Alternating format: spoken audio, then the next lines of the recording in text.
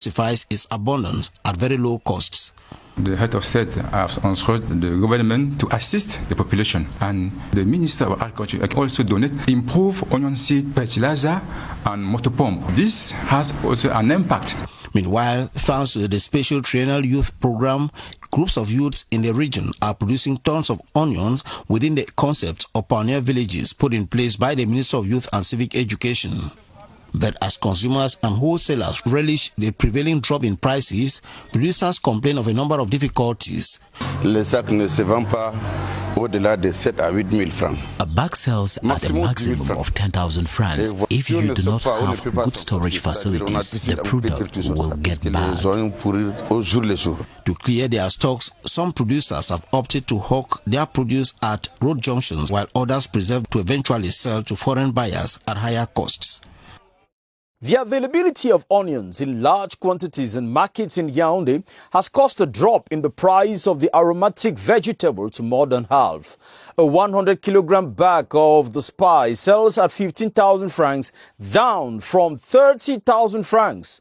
Emmanuel Avenu visited the 8th District Market, Marché 8e, which is the biggest onions market in Yaoundé, and reports that the product is even sold to neighboring Sema countries. Here is her report.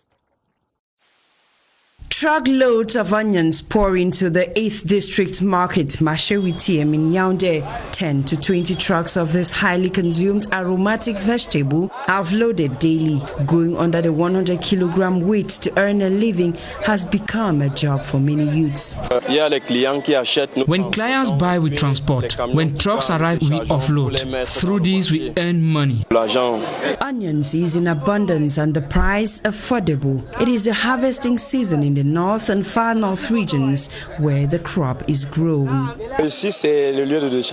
From the trucks, the onions are kept here for those who want to buy less than 5 bags. Those buying from 30 bags and above do that directly from the trucks. The 8th District Market is the epicenter for onions business in the capital city. Once here, the spice is sold out to wholesalers, retailers, and even small businesses and households. But a huge chunk is taken to neighboring countries like Gabon, Congo, and Equatorial Guinea.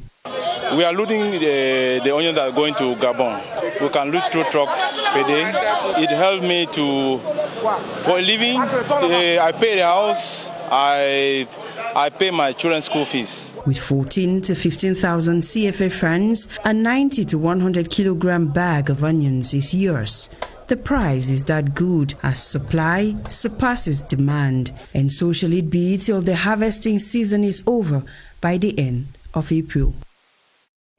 The government has stepped up its funding for the activities of the Upper Noon Valley Development Authority, UNVDA, in a move to limit massive rice importation into the country.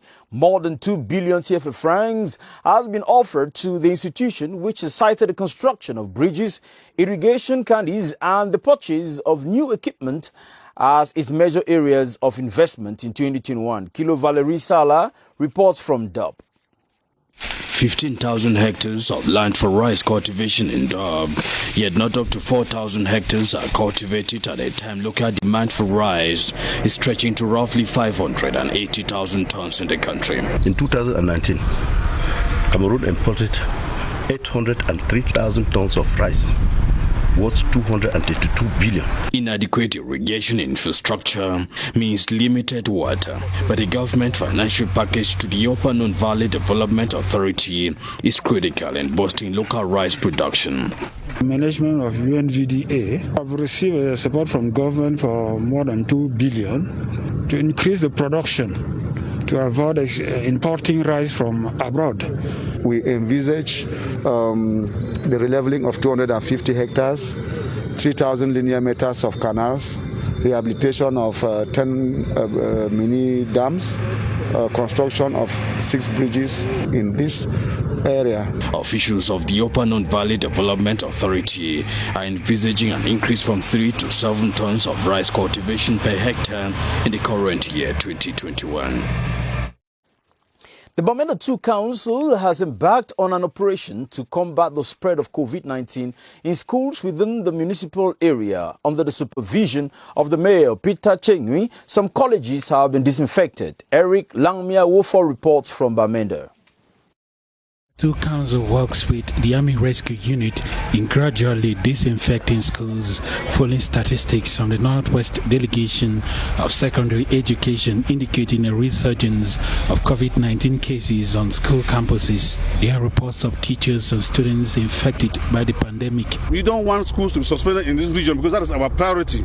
That is why we are here out today to disinfect schools, to protect the life of our children, so that they should tomorrow take over the country that we want to construct. Here at PS's Mancon, there are no cases of the pandemic yet, but school officials are working to keep the coronavirus away from the campus. We are taking all the precautions to make sure that the students respect the COVID-19 laws stated by the state. The Bamenda 2 Council has promised to disinfect all the schools in the council area, and it has also donated anti-COVID-19 kits to the schools. And over in the far north region, there's been a lot of sensitization going on about the respect of barrier measures against COVID-19. And this is reaching out to those who need to wear their face mask and maintain social distancing. Let's follow details from our far north regional correspondent. The meeting that brought together local authorities, traditional and religious leaders, amongst others, was to strategize on their involvement in the implementation of government's response strategy on the fight against COVID-19. The aim of this important meeting is to chat ways with them on the relaunch of the sensitization campaign on the respect of government's measures to fight against COVID-19. I also call on them to put water and soap at the disposal of the population, for them to wash their hands and to encourage them to always wear their mask.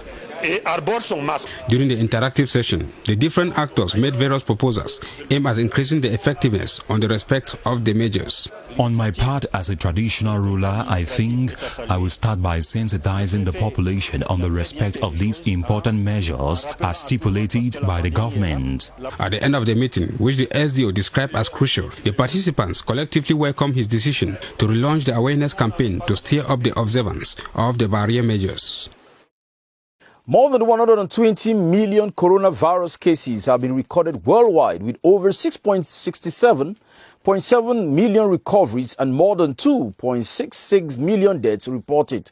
India records the highest rises in cases this year, with Brazil standing as the country with the second highest number of cases after the United States of America. For more on the latest COVID-19 figures across the globe, here is Gerald Nanji Eyambe.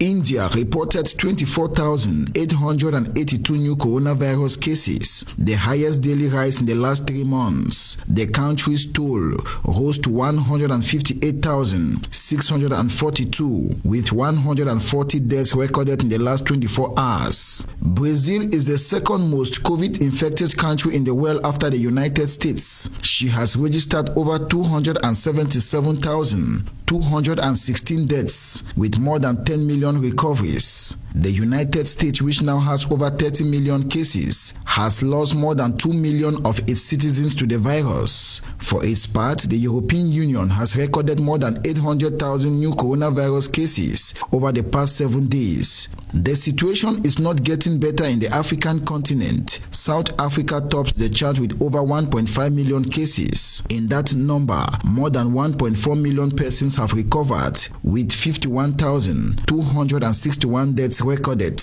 Cameroon now has over 40,622 cases, with 35,265 recoveries and 601 deaths. Many believe the vaccine is the way out. More than 345 million doses of the COVID-19 have been administered worldwide.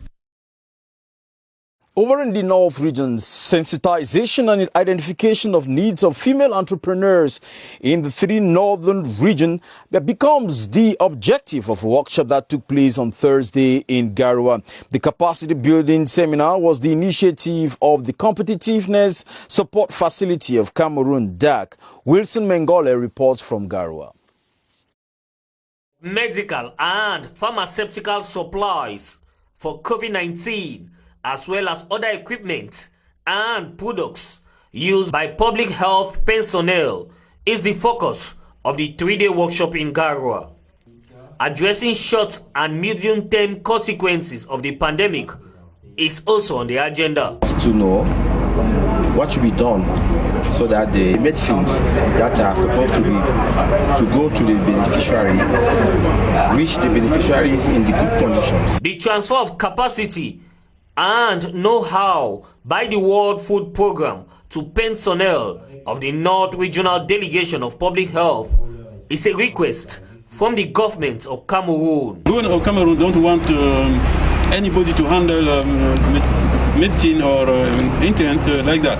So they want PAM to help them to have a good idea of medical logistics. So a training which will go a long way to create fruitful partnerships between the World Food Programme and the government of Cameroon. And here down south in the central region, several indigenous persons have been receiving birth certificates, which has been a difficult situation for these persons for a very long time. Victor Siga brings to us the report. Studies done by Okani Association revealed that 69 Baka children are without birth certificate, 39 adults without electoral card, and 49 without identity card. This has hindered the participation in state affairs and the involvement of the youth in national competitive examinations.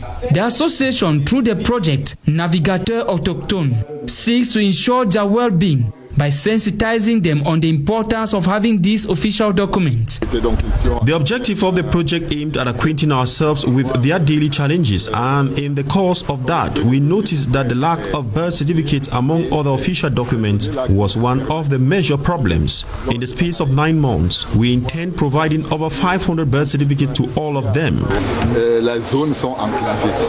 During the gathering, the association pledged to provide over 300 birth certificates to the Baka children in the east and south regions.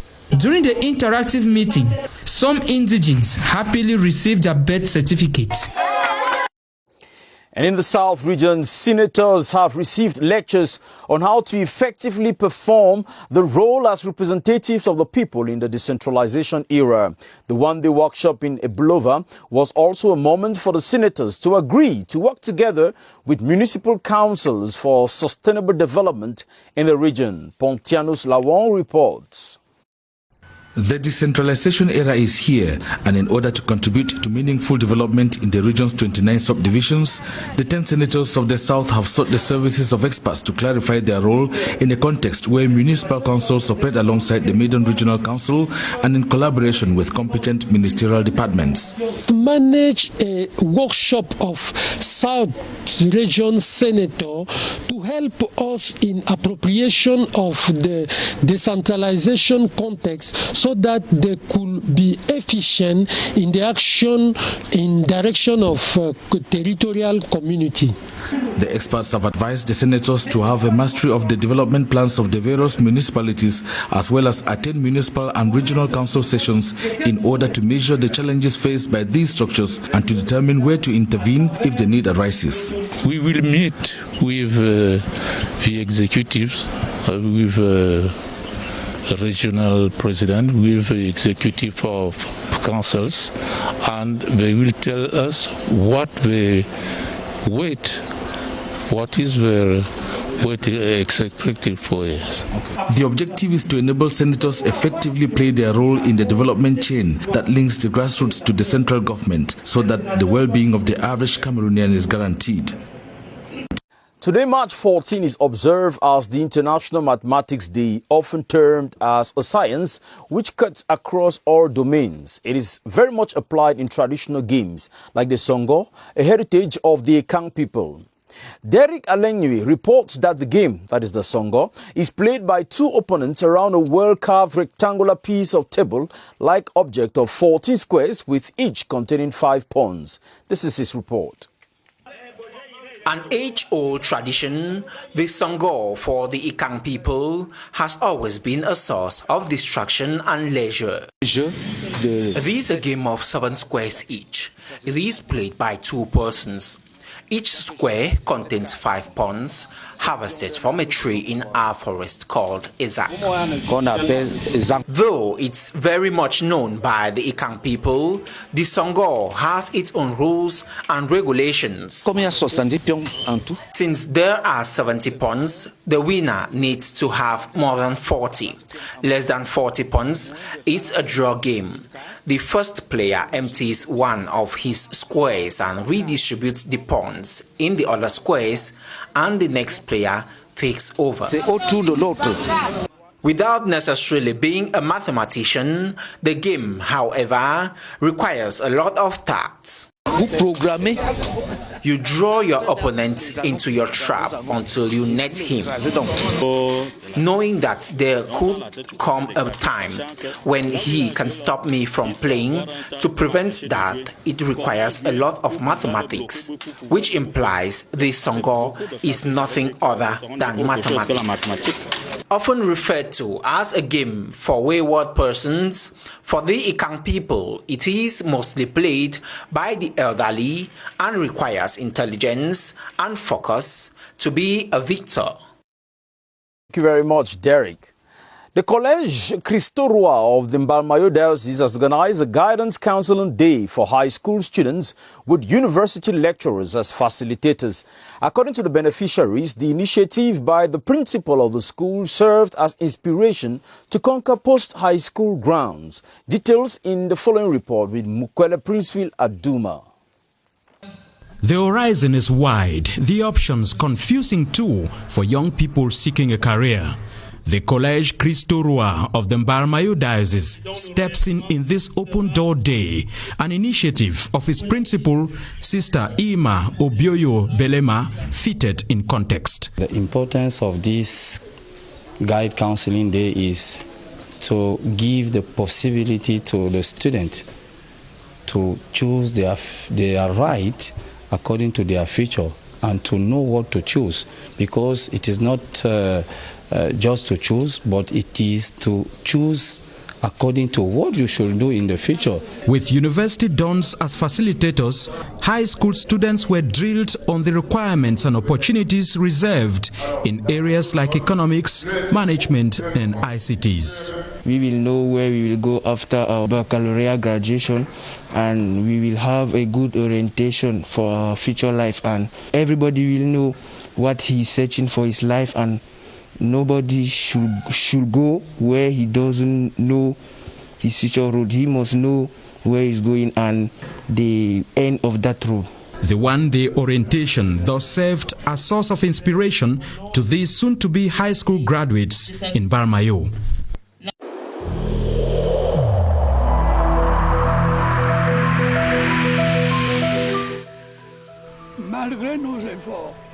Despite our efforts, COVID-19 plunged many families into mourning and seriously hampered the functioning of our economy and society.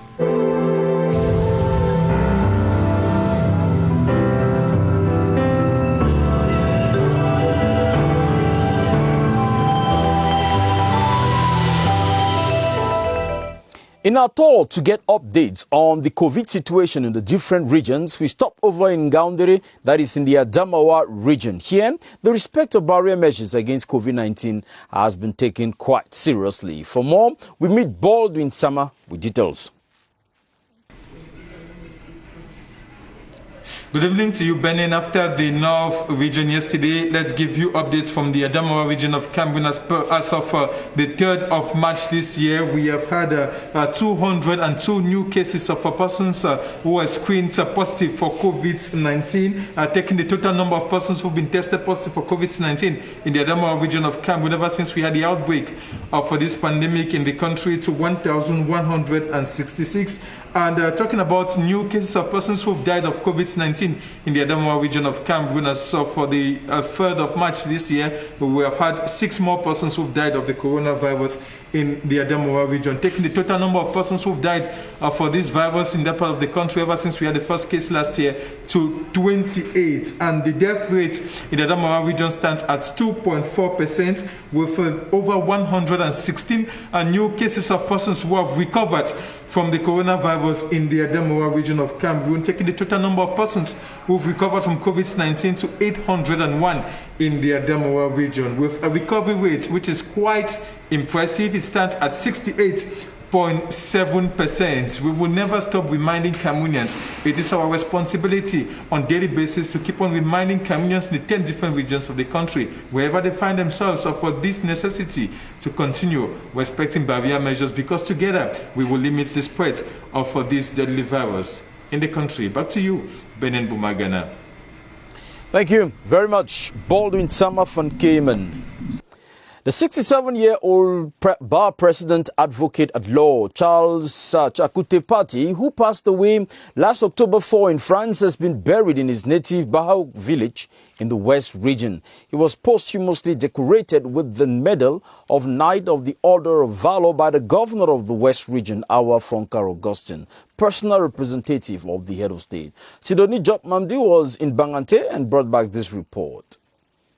The gathering at the Bahawok village in the West region was to bid farewell to the remains of the bar president Charles Chakute Pati, who died at the age of 57, a man who highly contributed to the development of Bangante in general and Bahawok village in particular. The first bar president, who passed away when still in function, was posthumously decorated with the Medal of Knight of Order of Valor by the governor of the West region, personal representative of the head of state, Paul Biya. It's very difficult to lose one beloved like Bâtonnier Chakute Pati. He was a great man. He loved his country. He loved his division. He loves his village. Pati was also described by his colleagues, friends and family members as a man who loved saving humanity. He was a peaceful man.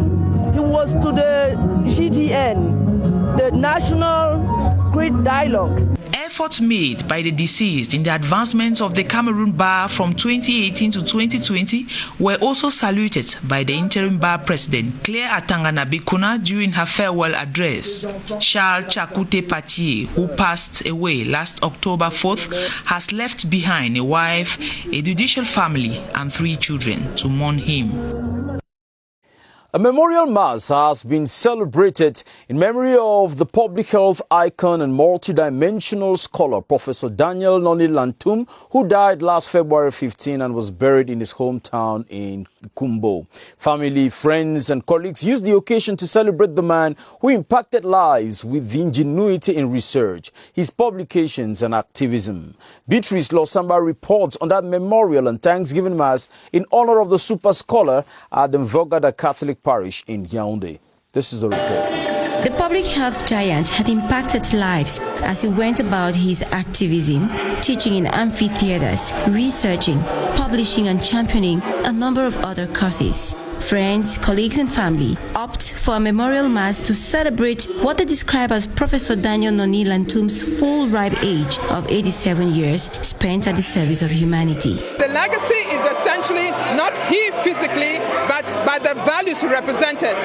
Thoroughness, being effective, coalition of people, high-level scientists. Known as one of the most influential scientists of his time, the scholar is often twinned with another Cameroonian health legend gone before, Professor Victor Anomangu. From his cutting-edge discoveries of a remedy for the swollen neck disease goiter to his advocacy for the recognition of African medicine in the scientific world, the work of this scientific genius is celebrated. He wanted to build a national health system that was as good as any health system in the world. Beyond his scientific achievements, this father of 4 had a multidimensional nature. He was a poet, writer, doctor, teacher and traditional head of the Nsor community, Shufai Bastos Yaoundé. As Professor Daniel Noni Lantum finishes his job on earth, this Thanksgiving Mass provides an opportunity to lift his soul to God, remembering his legacy, which has inspired generations. We're also talking about the mortal remains of Roger Yuguda, a technician with the Cameroon Radio Television, who has been laid to rest in his native Gambo in the Kele subdivision. The station manager of CRTV East, who represented the general manager, Sean Dongo, extended the corporation's heartfelt condolences to the family, saying his loss is a big blow to the CRTV East family. Tala LT reports from Gabor in Kiale. CRTV in 2012 and was transferred to the Nkolbikon FM TV Transmission Center as a technician. He served the corporation until 2016 when he was diagnosed of kidney failure. In spite of his failing health, he continued carrying out his functions until his situation got worse, sometimes in 2018, not being able to carry out his weekly hemodialysis in Betwa because the center closed its doors in April 2020. He was referred to Garua, where he continued receiving treatment until the cold hands of death snatched him on the 30th of January 2021. During the funeral ceremony in his native Gambu, the station manager of CRTV East, Kelvin Bunda, who represented the general manager, Charles Ndongo, described the deceased as a hardworking, diligent and devoted man. Mr. Roger Yuguda, who is of late, is somebody who I can describe as very, very respectful. One of those who served CRTV with all his heart. Even in times of sickness, he was always ready to do just that which was expected of him. His demise is also a big loss to his family and entire community as a whole. Papa was était un père qui nous conseillait, qui n'a jamais cessé de nous soutenir dans nos efforts, malgré until his last days. Born around 1960 in Gambu, Kaili subdivision of the Far North region, Roger Yuguda, after 9 years of service with the CRTV, leaves behind a wife, children, friends and colleagues to mourn his demise. Entire Cameroon Radio Television, the CRTV, is still in very great shock after the abduction of one of our colleagues, Fame Bunyo Aise, with CRTV Boya. He was abducted or taken away by unidentified gunmen near her home in Munya, Boya, as she returned from work on Saturday. Much has not come out yet about the whereabouts of Fame Bunyo. May your prayers go for Fame too. Let's talk sports now. The different activities that will mark the third edition of the Miss Lyon Beauty Contest to take place from March the 14th to March 14 to 18 have been unveiled. This was during the press conference granted by the organizer of the contest, Monique Felicite Chuen, Chief of Service for Sport at CRTV Littoral. Let's get details of that report with Scholar Maloke. The Miss Lyon Beauty Contest, which started in 2017, is an event aimed at valorizing ladies who practice different sporting activities in Cameroon. This third edition is bringing together 10 participants from domains like swimming, basketball, cycling, rugby, snooker, football, among others. I just saw this event as an opportunity to present myself to the world, not only as a female sporter, but like a woman who can actually be beautiful out of her sport of activities. Speaking at the press conference in Douala, the brain behind the event, Monique Felicite Chuen, unveiled activities which will mark this edition. We will have beach volley, intellect, knowledge, dance, culinary art, many activities like that. She also explained that the major innovation during this third edition will be an excursion to Mwanko in the Sanaga Maritime Division. The competition, which officially begins Monday with culinary arts, will end on Thursday, March 18th, during a gala night where the Miss Lyon 2021 will be elected. And it's with that story that we come to the end of this edition of the 7:30 News. At 8:30, you are going to get Lucrez Mebenga. Keep watching the CRTV. God bless you.